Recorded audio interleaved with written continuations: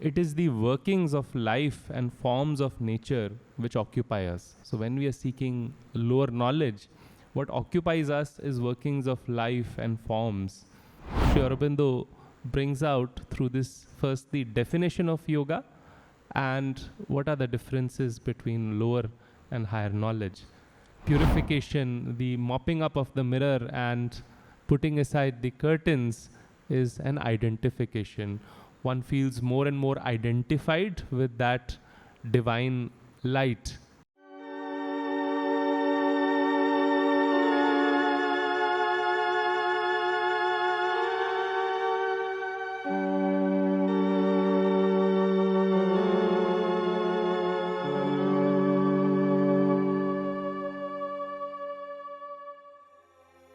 So this is a series on Sri Aurobindo's book Synthesis of Yoga, and today's talk is on the chapter The Higher and the Lower Knowledge. And this chapter is amongst the last few chapters in the section on Yoga of Integral Knowledge, or a description of Gyan Yoga in the sense of in the light of integral yoga. We all understand that how we need knowledge in order to navigate our life. If our life is if we are like a boat and the life is like a sea with waves of joys and sorrows, ups and downs, difficulties, then knowledge is something which helps us navigate through this life. The first question before us is that, is all knowledge the same? Is what we read in a science book, or what we read in an art book, or a book of religion, or a philosophy, or a spiritual book, is all the knowledge the same?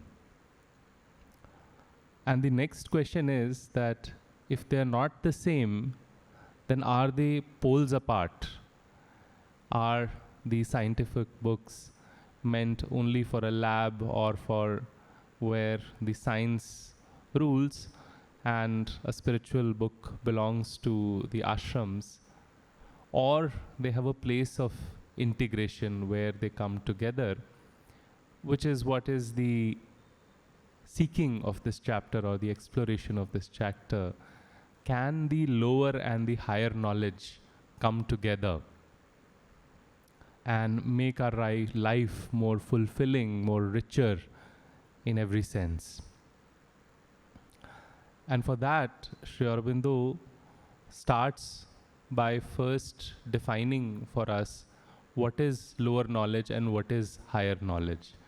And he refers lower knowledge to any exploration of the external phenomena, whether it is science or art, or for that matter what we see when a child grows up. When he goes to the school, he's introduced to language, he's introduced to mathematics, to science, geography, history.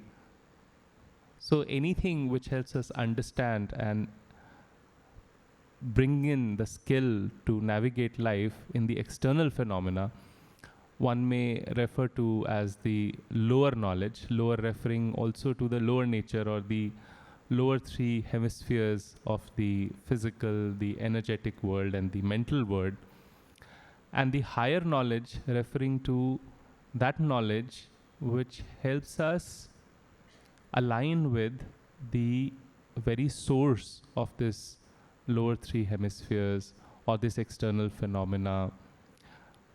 That knowledge which puts us in touch with the infinite nature of things, the infinity within all of us, the infinity in the universe, and the infinity beyond this universe. So in a way, these two, lower and higher knowledge, seem very different, and usually our mind tends to perceive a very sharp distinction between the two, that this is all external and this is all internal, or the spiritual seeking, and there is a very sharp distinction between the two. But Sri Aurobindo explains that this can be perceived as two sides of the same coin. Rather than seeing them as two poles, they are the two sides of the same coin. And one of the reasonings he offers is that whenever you go to the depth of any external phenomena, be it a scientist, an artist, anybody, they are eventually compelled to acknowledge the infinitism behind that phenomena. So basically, if we look at it, I mean, we can take it with an example.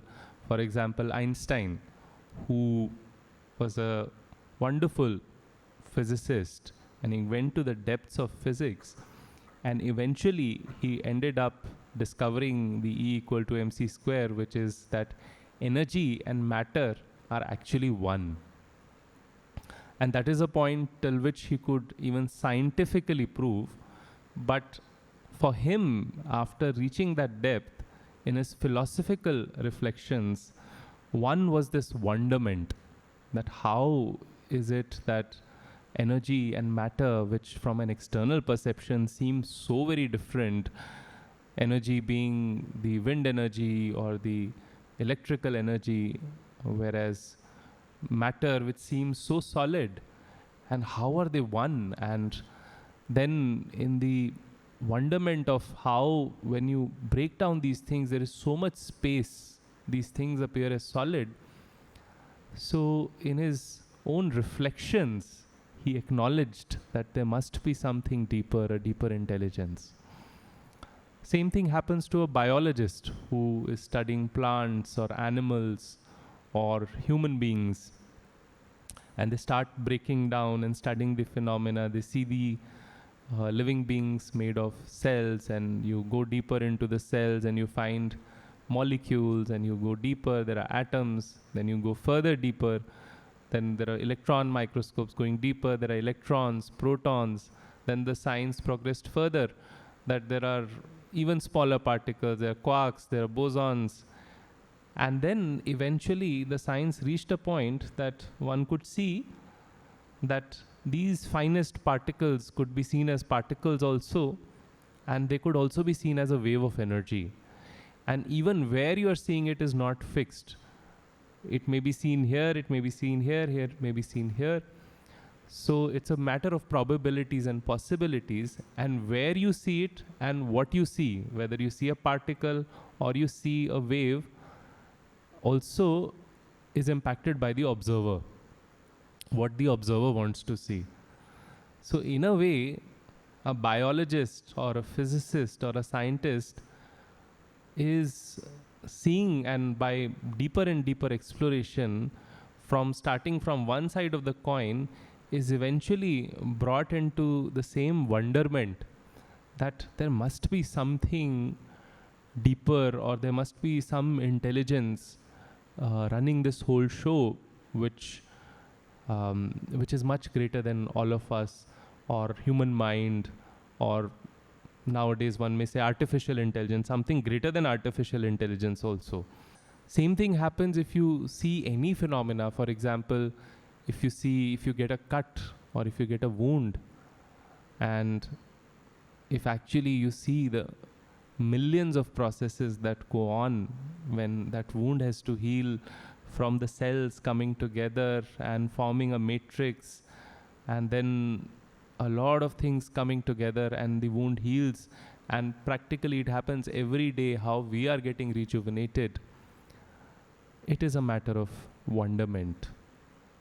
And this, which is one of the navrasas, which is adbhutam, wonderment, is something which opens up a person seeking lower knowledge inwardly to seek this higher knowledge. So it turns the one side of the coin to the other side of the coin.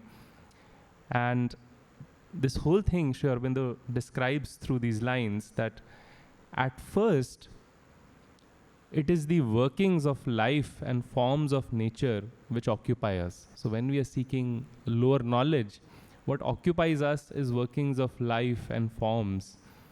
But as we go deeper and deeper and get a completer view and experience, each of these brings us face to face with God. Science at its limits, even physical science, is compelled to perceive in the end the infinite. The universal, the spirit, the divine intelligence, and the will in the material universe.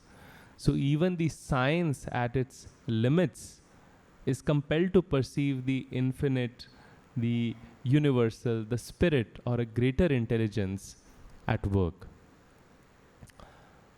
And this is not just true for an intellectual, a person who is seeking the knowledge through science.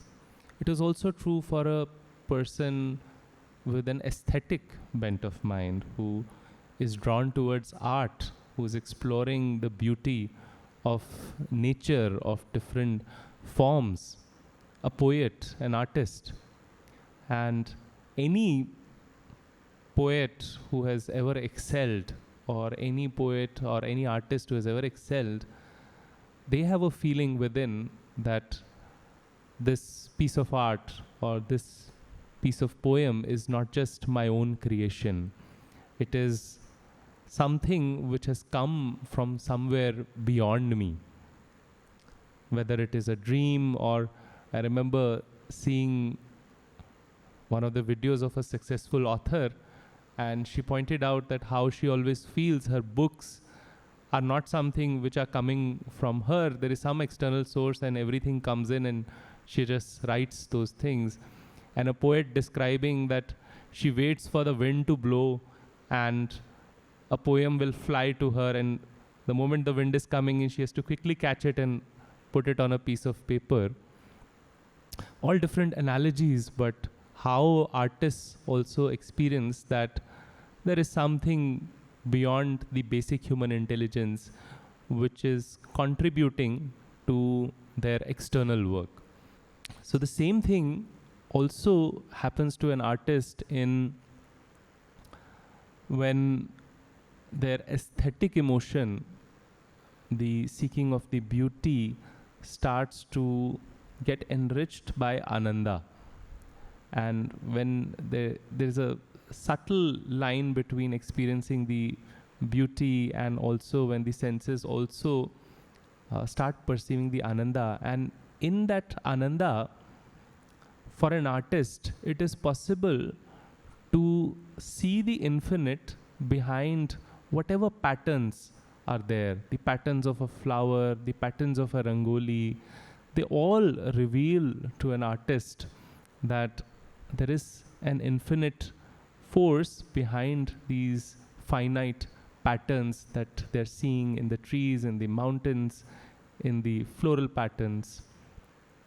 And then an artist gets inspired to express this infinitism in their work. And India is a very good example where so many artists have expressed the divine in so many different forms, be it Krishna, be it Ganesha, and we see so many different forms of each of these divine and deities. So in a way, whether it is the intellectual lower knowledge seeking or an aesthetic person starting with a very basic art, as they start to excel, as they go deeper and deeper into their journey, they eventually acknowledge that there is an infinite element. Same thing happens in psychology. A psychologist who starts studying the mind and the workings of the mind, and they start exploring an individual mind. How can we help people? How can we bring more harmony in the mind? Eventually, they are humbled to see that how just working on the individual is not enough. The individual mind is constantly impacted by a collective mind, a collective consciousness of the family, collective consciousness of the environment. And then when they expand and go deeper, further, they are made to acknowledge that there is also a universal consciousness, a more richer, a more fuller, a more deeper and a more wider consciousness. And which then gives rise to a collective consciousness and an individual mind. So that is how a psychologist's journey proceeds, and it's a humbling journey for a psychologist, because usually, and this is true for doctors, psychologists, so many people, when they're going through their education and they would really aspire for the best colleges and the best places, and when they get in, they think that, okay, this book is going to teach me all the secrets of life, and they really adore those books. But when they come into practice, that is when they get humbled that whatever we have been taught, sure, it's helpful, it's effective in some ways, but it's not the whole knowledge. And that's when they're humbled from this lower knowledge. And then those of whom do want to go deeper, then they discover that there is this infinite behind it. Same thing with the field of history. The same wonderment or adbhutam comes in when you start seeing how the evolution from a little cell to the formation of plants and fishes and the reptiles and the mammals and human beings, and how the thing is constantly evolving, and it brings us to the same point. It opens up our whole system to this curiosity that is there something deeper. And when this curiosity becomes intense enough and sincere enough and humble enough, and the intellect and the heart turn inwards and seek the very source of these things, which is the higher knowledge, which is the other side of the coin. And the process of seeking this higher knowledge, which is yoga, so this is where the yoga steps in, is in a way similar but different from how we seek lower knowledge. So there are gross differences, yet there is a similarity between what is higher knowledge, how it is sought, what all one needs to do. And these differences Sri Aurobindo brings out through this, first the definition of yoga, and what are the differences between lower and higher knowledge. And he says that, so he defines yoga as it is a conscious and perfect seeking of union with the divine, towards which all the rest was an ignorant and imperfect moving and seeking. So he connects the higher and lower knowledge in this way, that yoga is a conscious and perfect seeking of union. So one is seeking union with the source, but consciously and with more perfection,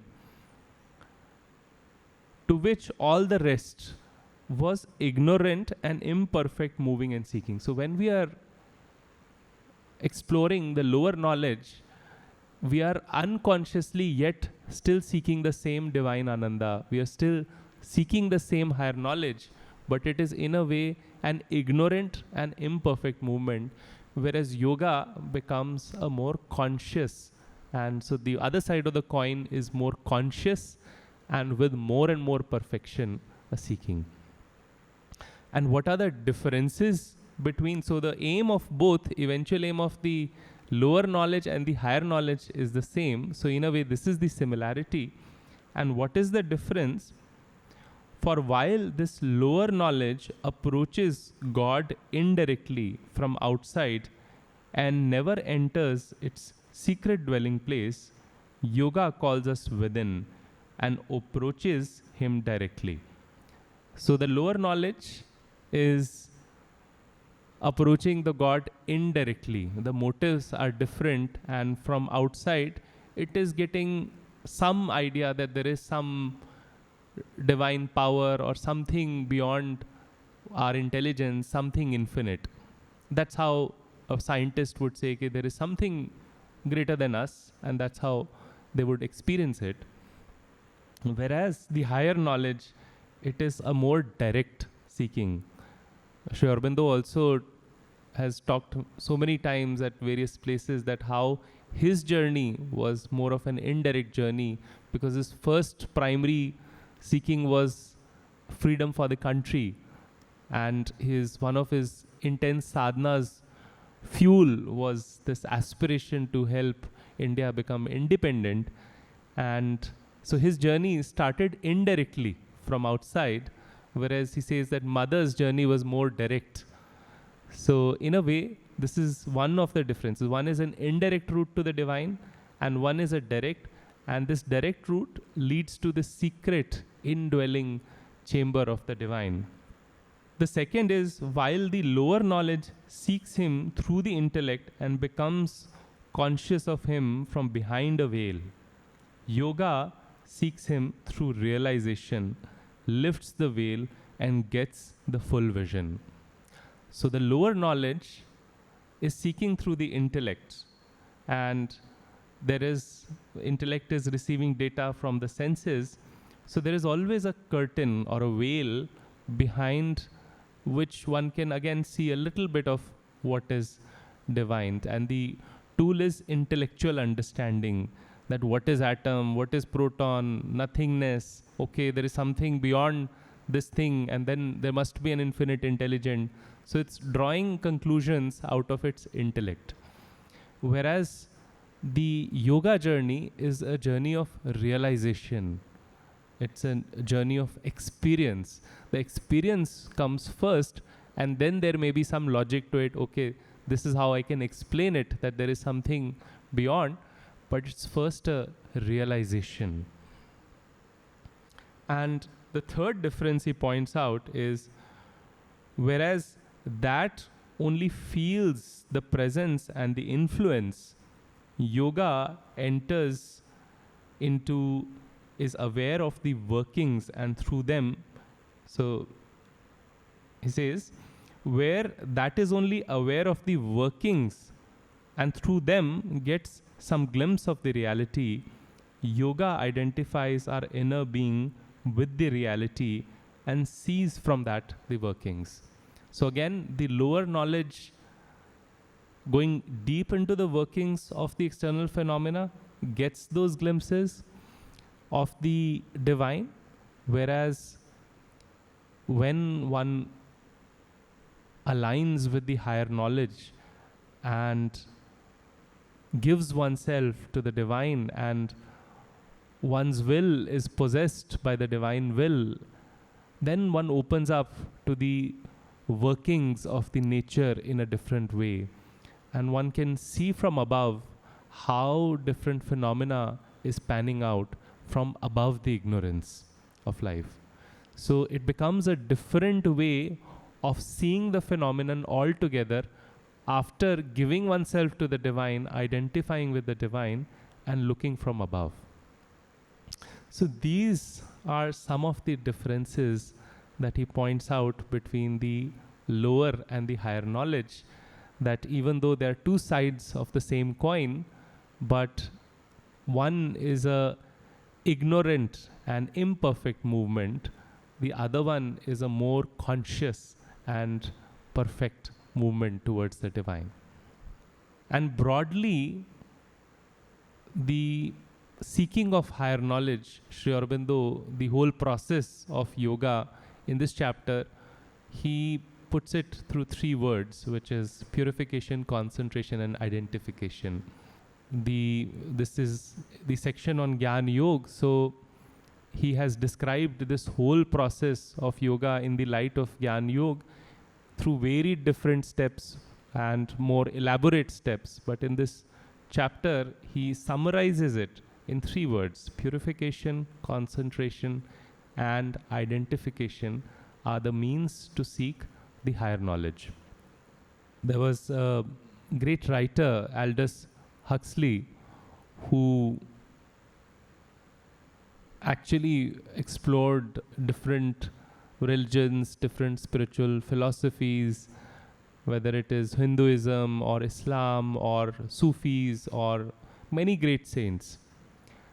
And he wrote in his book that the varied means through which each of these sought to understand what is divine and experience or realize the divine, they all came up with a similar experience. So they were all at different times in the history of mankind, yet they had a very similar experience. And he puts in his book the quotes of how each of these different religions or scriptures or experiences have a commonality to it. And he writes in his book that amongst the varied methods of each of these, two things were pretty much common. One is a process of intense purification and a process of intense concentration. So in a way, purification and concentration, whether it is Sri Aurobindo or many different people would agree, are two of the key methods. And Sri Aurobindo adds to that identification, which is also an outcome of purification and concentration, but in a way also is an important part of the process. So if we see the importance of the first step, which is purification, and in a way here is referring to the purification of the mind, which is like a mirror, which is constantly reflecting something. Right now the mind is reflecting this talk, or constantly mind is like a mirror which is reflecting something or the other. And if it has to reflect the divine, then it has to be clear. And usually this mind is covered by different kinds of muck. The muck of the pranic entanglements, the vital is constantly seeking something or the other in the future or in the past. It is attached to some or the other outcome which it wants to achieve, and in process it's influencing the mind and intellect and its mirror.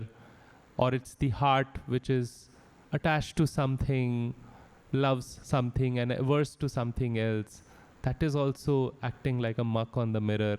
Or it is the senses which are constantly, as a habitual thing, sending different forms of data and influencing the mirror. Or it's the mind itself with its own sense of ideas, points of views, the way it wants to see things. This is the right thing, this is the wrong thing.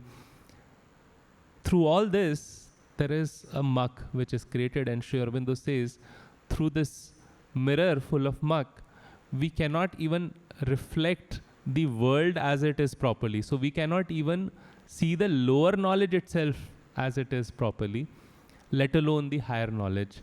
So there has to be a process of purification, and the mirror has to become light. And all these processes Sri Aurobindo has described through this section on Jnana Yoga: purification, concentration, renunciation, withdrawal from the physical, vital and mental, then cosmic consciousness coming down. And maybe we can explore those similar things through an experiential thing at the end of the talk. But clearing up the mirror is a very important part of the process of seeking higher knowledge. The second part, which is concentration, and if we see anybody who understands or has ever tried to concentrate would acknowledge how challenging it is to concentrate. It's easy to talk about concentration, but it is ever challenging for all of us to actually practice concentration in life. And Sri Aurobindo describes our life as the will is many branched, and it is going out into the world with so many different branches and entanglements, and the thoughts are going in so many different directions. The purpose of concentration is to become one-willed and one thought, and to focus it on seeking this higher knowledge. So that is one purpose to concentration. The second purpose of concentration is that concentration carries the capacity to break down the veil of ignorance. if you see that the process of purification has happened to some degree and you mopped the mirror, but still that higher light is unable to reflect because that mirror is covered with curtains with different levels of transparency. And concentration can help us draw aside these different curtains of different transparencies, so that the true divine light, the more and more truer light of the divine, can shine upon this mirror. So that is the second purpose of concentration. And then the concentration has to get more and more intense and more habitual, wherein it is not when we sit down to concentrate that it is there, but it becomes a way of our being, that all the time we are concentrated and habitually in that state. And then as an outcome of purification, the mopping up of the mirror and putting aside the curtains is an identification. One feels more and more identified with that divine light. I'm reminded of from the identification, my daughter goes to Mirambika, the school in ashram, and how beautifully her teacher explained to her the concept of identifying with the divine. And वो कहते हैं कि देखो कि भैंस है तो भैंस का बच्चा भैंस बनेगा, गाय है तो गाय का बच्चा गाय बनेगा, इंसान है तो इंसान के पास दो ऑप्शन है, या तो इंसान का बच्चा इंसान बनेगा, या भगवान है, भगवान का बच्चा भगवान बनेगा. तो ये चॉइस है आपके पास कि आपको इंसान का बच्चा बनना है या भगवान का बच्चा बनना है. तो सब बच्चे बोलते हैं कि हमें भगवान का बच्चा बनना है. So it's such a simple thing and such a simple concept and so profound that the moment we identify the divine, we become like divine.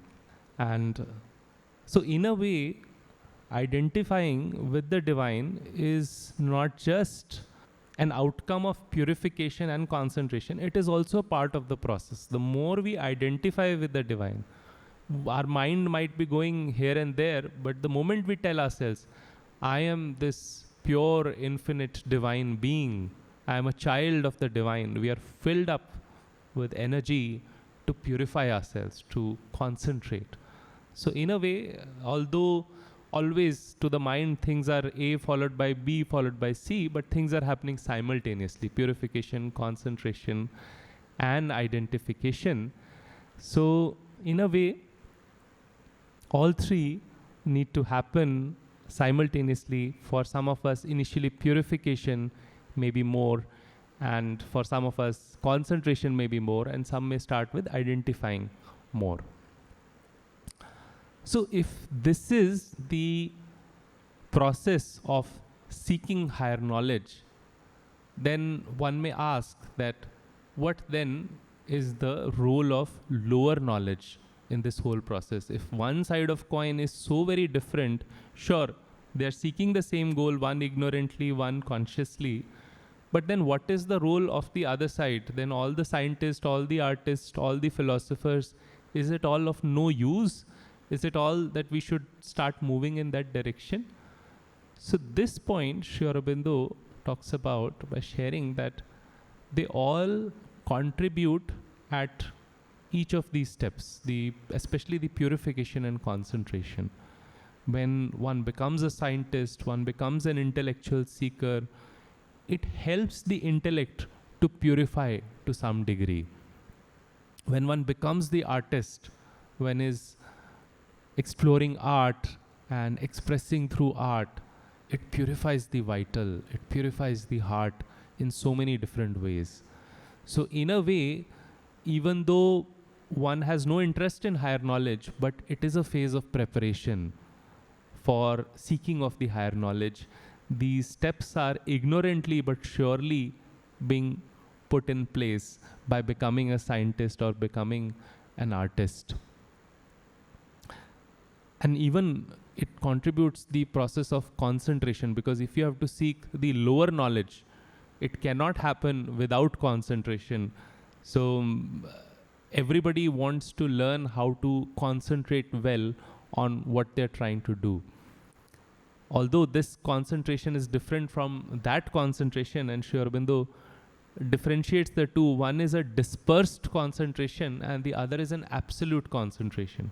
So one is a concentration on one of the branches of the trees, one offshoot and one leaf, and the other, which is the outer, because the will is dispersed and into multi-branch thing, and we are concentrating on one of the branches, whereas the absolute concentration is concentration on the very essence of the main stem of the tree, eventually leading to a wholesome concentration on the whole tree. So it may be initially a bit of a exclusive concentration where one may want to disengage from the world a little bit, because we are so full of the intellectual and the outer attachments that even though the curiosity builds up to see within, but there are so many entanglements, one is not able to see clearly.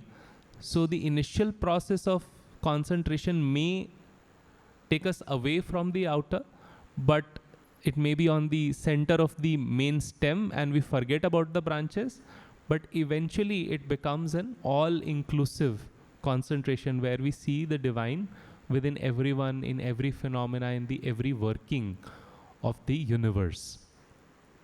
So through the seeking of lower knowledge, one purifies to some degree. One also learns how to concentrate a little bit. So it's not all useless, it's build up.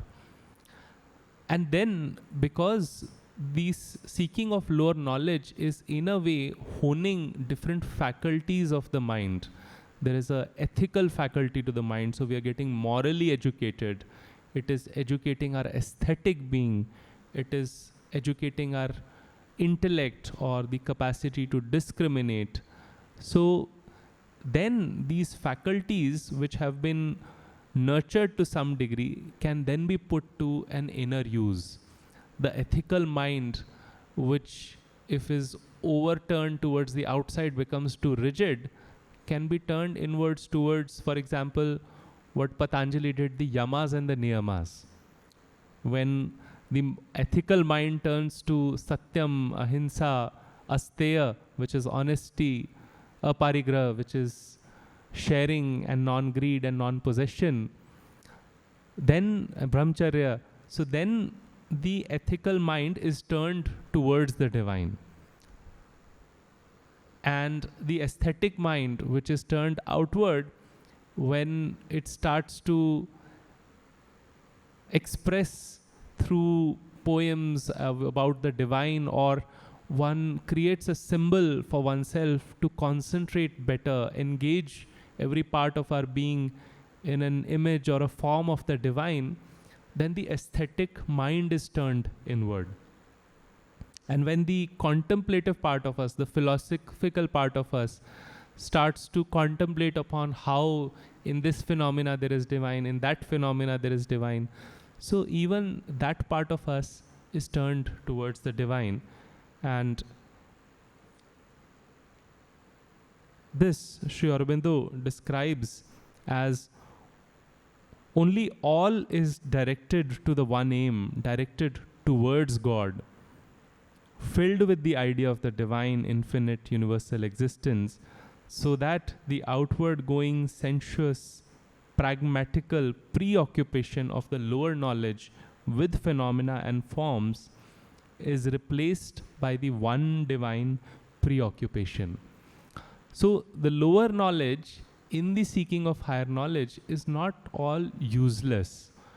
It prepares, and then these faculties can be turned towards one divine preoccupation. And that is how the two become the two sides of the coin. And not just a side of the coin, here it is also lower knowledge is becoming a step towards the higher knowledge. And to make this more practical for us, it happens, for example, when we sit down to meditate. This is something which happens to all of us. We have sat down, we have closed our eyes, but the mind is going outwardly in many different directions. Now, it is easy for us at that moment to say that all this intellectual contemplation that is happening about 10 different things is useless. Let me cut off from them and look within. And very often we tend to completely reject those outward contemplations. But the first step is to acknowledge that even this contemplation is playing a role in my purification. It is not anti what I'm trying to do, it is a step on which I need to climb.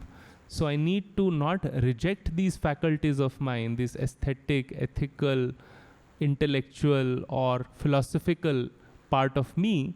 I need to take them together and purify them and turn them inward towards the divine preoccupation. And that is how the process of meditation becomes then more integral. Otherwise, one has to leave the mind behind into the process of meditation.